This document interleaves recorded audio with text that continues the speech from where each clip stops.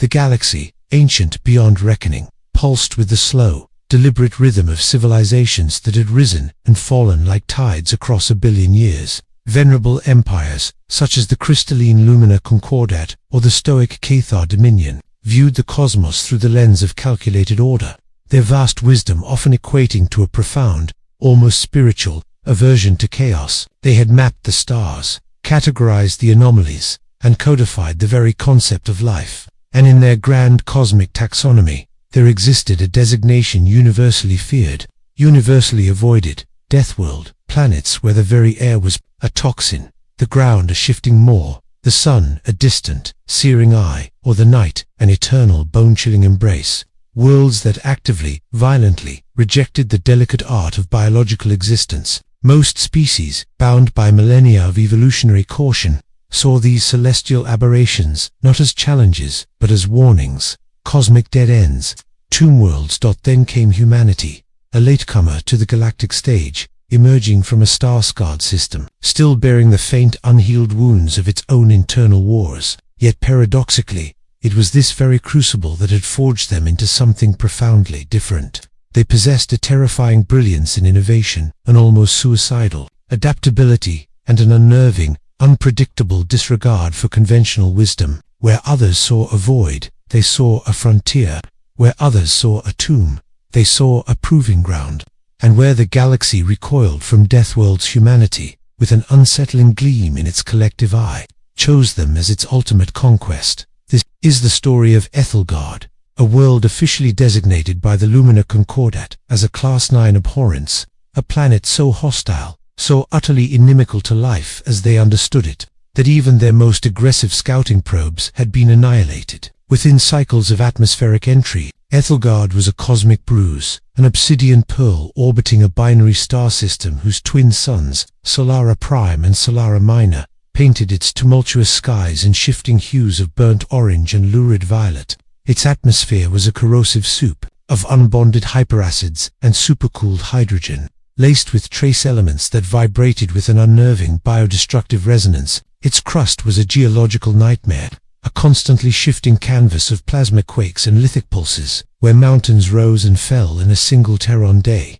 swallowed by molten chasms or uplifted by titanic, subterranean forces. The very ground seemed to breathe a slow, grinding inhale and exhale of tectonic plates, punctuated by the shriek of superheated steam erupting from newfound fissures. Yet, humanity came, not with cautious probes or tentative research outposts, but with the full, unwavering might of the Crucible Fleet, a flotilla of colossal stresses, each a self-sustaining arcology, bristling with the pinnacle of human ingenuity. They were not here to observe. They were here to stay. Your vessel, the ironclad Solara, a spearhead of the Crucible Fleet, cleaved through the turbulent upper atmosphere of Aethelgard, its ablative shields glowing with the friction of entry. Below, the planet churned, a living, breathing maelstrom of elemental fury. Automated atmospheric processors, deployed ahead of the main fleet, were already battling the planet's poisoned breath, attempting to convert the hyperacidic gases into something breathable, something that wouldn't strip flesh from bone in seconds. It was a war of attrition waged against an entire world, and the first casualty counts were already rolling in, not from combat, but from environmental failure. A dozen conversion rigs had buckled under the ceaseless barrages of plasma hail, their structural integrity failing against the relentless corrosive wind. Atmospheric density fluctuations detected, extreme variability. Your ship's core AI, a synthesized consciousness named Orion, reported, its voice calm, almost detached, amidst the shuddering of the ironclad Solara. Graph stabilizers operating at peak capacity recommend immediate deployment of ground anchor arrays upon achieving geostationary descent. Predicted lithic shift event in Sector Gamma 7 expected within 0.07 cycles. You, the colonist, a speck of humanity in a hardened exosuit, felt the tremors even through the ship's advanced dampeners. The planet was not merely hostile, it was alive with malevolence. Its defenses were not deployed by an intelligence, but by its very existence. Aethelgard fought back with the fundamental laws of physics, weaponized, landing protocols initiated. The ironclad Solara, a behemoth of durasteel and ceramite, began its slow, grinding descent. The targeted landing zone, designated Ironbound Bastion, was a relatively stable plateau, a fleeting moment of geological peace amidst the planet's chaos. As the ship's massive grav thrusters ignited, pushing against Aethelgard's crushing gravity, the ground beneath erupted, not a quake, but a localized, violent upwelling. A towering spire of black, crystalline rock, sharp as a razor, tore through the surface, aiming directly for the ironclad Solara's underbelly. Lithic eruption, direct impact trajectory, evasive maneuvers impossible at this altitude. Orion's calm voice now held a faint, almost imperceptible tremor. But humanity had prepared, not for every eventuality, for that was impossible against a Deathworld, but for the unpredictable. From the ship's ventral ports, an array of specialized grav stakes deployed. These weren't weapons, but colossal self-boring anchors, powered by miniature fusion cores. They plunged into the emerging spire, not to destroy it, but to stabilize it, to pin it, to force Aethelgard's violent geology into a momentary, agonizing stasis. The ship groaned, stressed beyond design parameters, but the spire's upward thrust was checked. Its razor peak halted mere meters from the hull. It was a temporary reprieve, a whispered defiance against the planet's fury. The moment the grav stakes locked, the ironclad Solara settled onto the plateau, its immense weight pressing down, forcing the very ground to submit. Automated construction, drones, multi-limbed and heavily armored, swarmed from the ship's bays, immediately beginning the arduous task of establishing the colony's initial perimeter. They weren't building walls against an enemy, but against the planet itself. Geostabilizers were sunk deep into the crust, pumping exotic polymers and electromagnetic fields into the ground, attempting to soothe the planet's restless tectonic plates, to bind its volatile lithosphere. Atmospheric purifiers, massive, humming pylons, began to churn the corrosive air, slowly, painstakingly, drawing out the toxic elements, creating tiny, precarious pockets of breathable oxygen. Days blurred into cycles, then into weeks. The establishment of Ironbound Bastion was a testament to humanity's sheer, bloody-minded tenacity. Every meter gained was a battle. Every structure raised a victory against an invisible, omnipresent foe.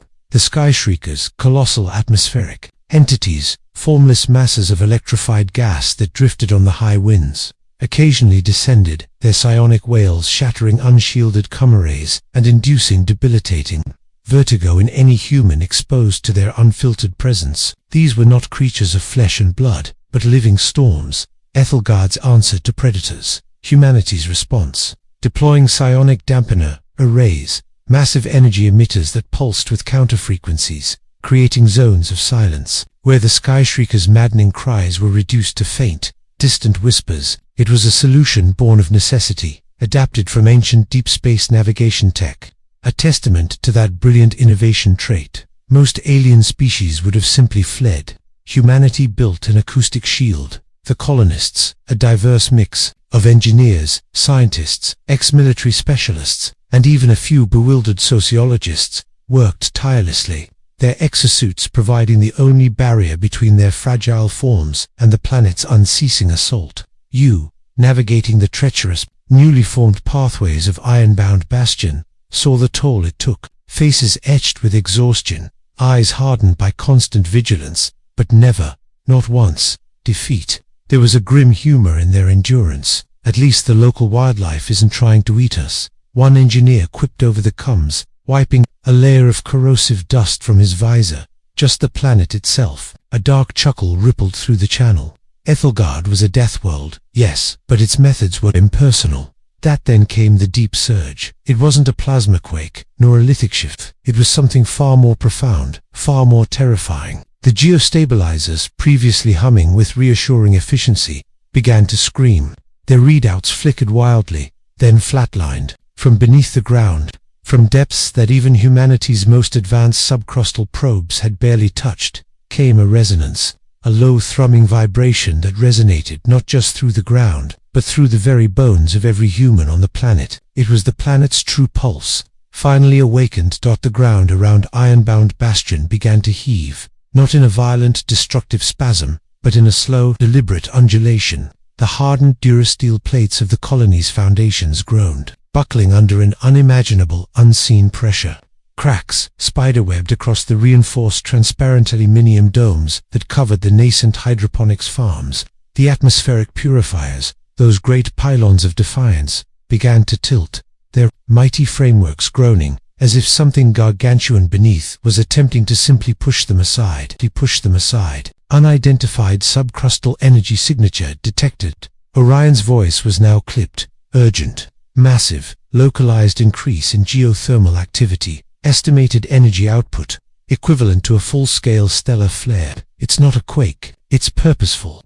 The very air within the domes grew heavy, charged with static electricity, smelling faintly of ozone and something else, something ancient and mineral. Outside, the skyshriekers which had previously given the psionic dampeners a wide berth, were now diving, circling the perimeter, their maddening wails intensifying, overwhelming the suppression fields in short, sharp bursts. It was as if the planet had called its children home, commanding them to join in its symphony of rejection. You watched helpless within your exosuit, as the ground just beyond the colony's perimeter began to glow. A deep, malevolent crimson light pulsed from cracks that opened like angry wounds in the obsidian rock. Then, from these fissures, not lava, but something far more alien and terrifying began to emerge. Not biological, not geological, but a manifestation of Aethelgard's raw elemental will, filaments of pure, solidified energy, incandescent and sharp as obsidian,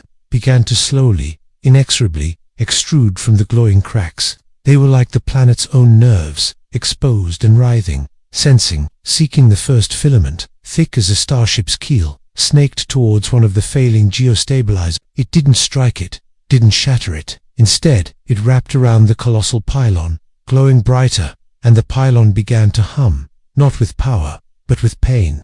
Its internal systems flickered, its structural integrity failing not from external force, but from an internal resonance, a harmonic malevolence that sought to unravel it from within. Aethelgard wasn't just fighting back, it was learning, it was adapting, it was using its own fundamental forces against the invaders, not with brute strength, but with a terrifying, almost intelligent precision.